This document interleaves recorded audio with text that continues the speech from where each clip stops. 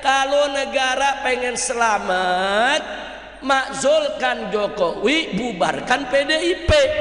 Dari dulu saya teriak, bahkan dari dulu saya udah bilang ini memang brengsek, nggak sesuai aturan, aturannya baunya amburadul. Berkali-kali saya teriak brengsek, si brengsek, masa nggak paham-paham sih. Kesian Pak Prabowo, besok baru jadi presiden, mesti ngeberesin utang 20.000 triliun. Kalau nggak stroke udah bagus tuh. Biar tidak gagal paham, harap tonton sampai selesai. Assalamualaikum warahmatullahi wabarakatuh. Selamat datang di channel saya. Bersama saya Bang Ojan. Hari ini kita akan membahas yaitu Habib Rizik ingin memakzulkan Jokowi dan bilang Jokowi si brengsek. Sebelum kita lanjut, buat teman-teman jangan lupa untuk tekan tombol subscribe dan loncengnya agar channel ini makin berkembang dan selalu memberikan informasi yang sehat dan masuk akal. Kalau sudah di-subscribe, mari kita lihat video yang satu ini. Terus kalau ada yang nanya lagi, Habib, tapi ini sekarang banyak yang minta presiden turun nih. Saya ditanya setuju apa enggak?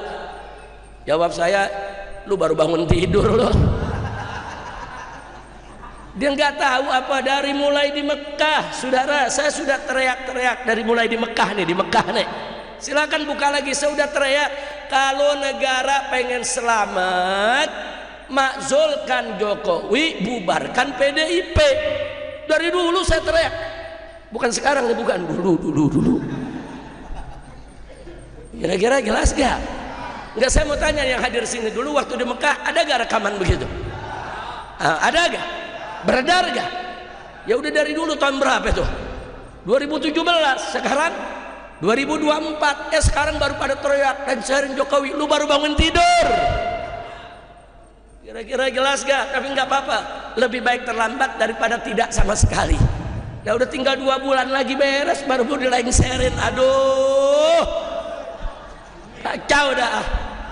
Udah gitu pakai nyalain, Habib Rizik nggak turun nih, payah. Udah puyeng.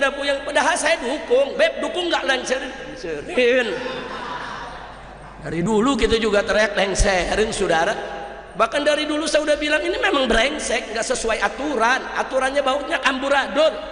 Berkali-kali saya teriak brengsek, si brengsek, masa nggak paham-paham sih. Kira-kira paham nggak? Udah, Ustadz Kembar ketawanya jangan kenceng-kenceng, urusannya diciduk duluan nanti. Jadi kalau sekarang nggak, saya mau ngaji dulu, baca kitab ya. Iya, baca kitab biar yang muda-muda dulu dah yang teriak. So udah capek, udah teriak, udah sering, udah banyak. Kalau ibarat makan tuh udah bosen udah. Kira-kira jelas tidak? Paham tidak? Jadi artinya saudara, kalau ada presiden siapapun dia, cawe-cawe membangun politik dinasti, dia hanya ingin untuk membahagiakan keluarganya saja dengan mengorbankan daripada kesejahteraan rakyat, wajib segera dilengserkan. Saya sudah sampaikan ini dari tahun 2017, makzulkan Jokowi. Loh, kenapa 2017 saya begitu semangat? Karena memang dari awal dia memimpin udah banyak bohongnya. Nah, Allah menyatakan dalam Al-Quran, wailul lil mutaffifin. Saudara, celaka bagi orang-orang tuh yang suka berdusta. Kalau dalam Al-Quran diceritakan orang yang suka mengurang-urangi timbangan, saudara. Dia bohong, dia curang, nggak boleh, saudara. Dan Nabi juga pernah mengatakan, man ghasyana falaysa minna. Barang siapa yang mencurangi kami, membohongi kami, menipu kami, tidak termasuk golongan kami. Dan sejak 2017 dari Mekah sana, saya sudah berteriak, saudara, siapapun pemimpin yang memperoleh kemenangan dengan jalan curang tidak akan berkah. Tidak akan berkah. Nah, sekarang kita lihat lagi, saudara. Dia sama dia ribut, saudara, ekonomi semrawut, saudara, utang nggak tanggung-tanggung, utang yang resmi dari pemerintah aja sudah lebih dari 8.000 triliun. Belum utangnya BUMN yang juga 8.000 triliun, saudara. 8.000 triliun, belum lagi uang pensiunan ASN, TNI, Polri, saudara. Itu jumlahnya nggak kurang dari 4 triliun. Jadi beban yang ada sekarang ini 20 triliun. Kesian Pak Prabowo, besok baru jadi presiden mesti ngeberesin utang 20.000 triliun.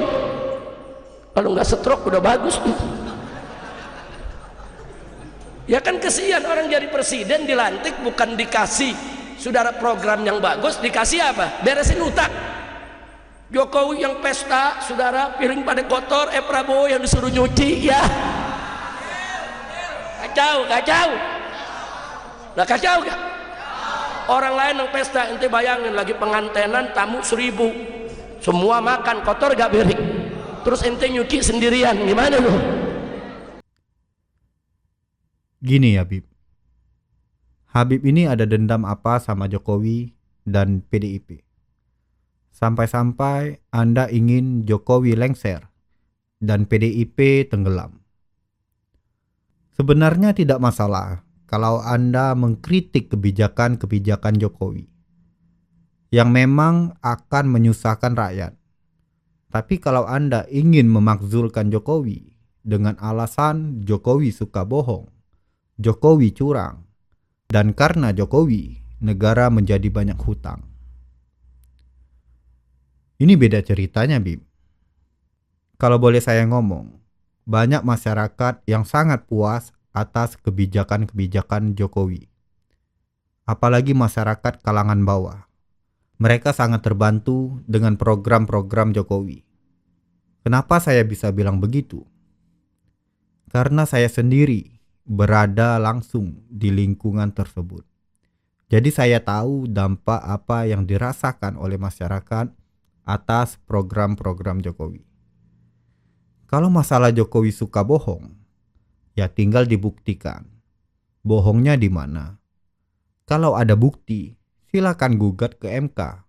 Jangan ngomong suka bohong. Jokowi suka bohong. Dan Habib bilang Jokowi cawe-cawe. Begini ya. Kalau Anda bilang Jokowi cawe-cawe di Pilkada 2017, sudah lama Anies tidak akan menang waktu melawan Ahok. Tapi nyatanya Anies yang menang. Dan kalau mau bahas Jokowi cawe-cawe lagi, berarti Prabowo dan Gibran menang waktu Pilpres 2024 itu karena adanya cawe-cawe dari Jokowi. Apakah itu yang Anda bilang Jokowi cawe-cawe? Karena sudah jelas Gibran itu anaknya Jokowi. Jadi waktu Pilpres 2024 Jokowi ikut cawe-cawe juga. Begitu maksud Anda, Bib?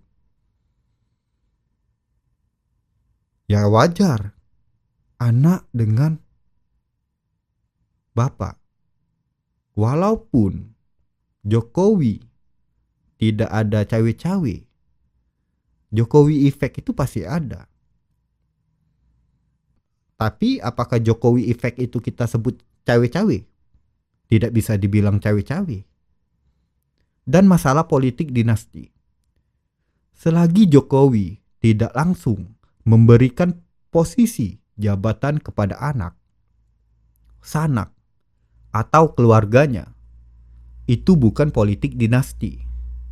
Dan selama ini juga keluarga Jokowi menjabat karena mereka ikut pilkada langsung dan rakyat yang memilihnya, bukan ditunjuk langsung oleh Jokowi bahwa mereka menjabat sebagai gubernur atau wali kota.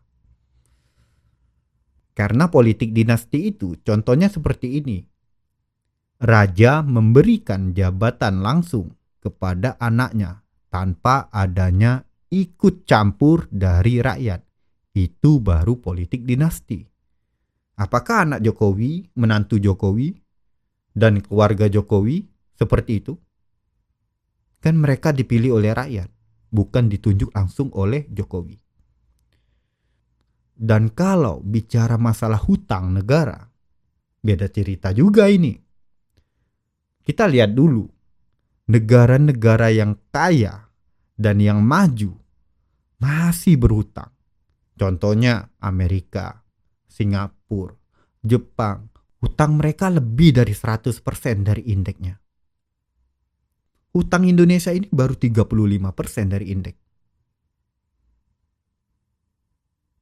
Dan di dunia ini tidak ada yang namanya negara yang tidak berhutang. Dan kita lihat juga anggaran hutang negara Indonesia itu alirannya kemana? Dan untuk apa?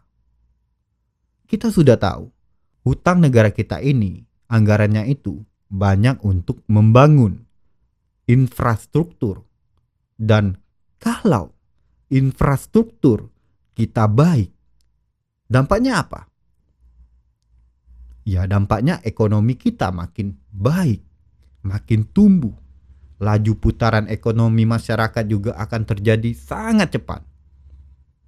Sektor wisata juga akan membaik. Kalau wisata membaik dan berjalan dengan lancar, yang untung siapa? Ya, yang untung masyarakat, yang untung rakyat. UMKM masyarakat yang sekitar wisata akan meningkat. Dan banyak hal-hal yang positif lagi kalau infrastruktur kita itu membaik. Udahlah, rakyat kita ini butuhnya makan. Semuanya. Kalau putaran ekonomi terhambat, mau makan apa kita rakyat? Jadi, janganlah membenturkan Jokowi dan Prabowo. Seolah-olah Prabowo akan menanggung semuanya beban hutang dari masa jabatan Jokowi. Ini saran saya, Bib. Mending kita taat pajak, membantu orang sekitar kita, dan memberikan sesuatu yang bermanfaat untuk negara kita. Bukan memeras rakyat biasa. Dan aku yakin juga Prabowo sudah menyiapkan semuanya untuk negara dan rakyat Indonesia. Prabowo tidak akan pernah ditunggangi oleh pihak manapun. Saya sangat yakin itu. Bagaimana menurut teman-teman? Coba tulis pendapat teman-teman di kolom komentar. Oke, segitu saja untuk pembahasan hari ini. Semoga teman-teman selalu diberkahi. Assalamualaikum warahmatullahi wabarakatuh.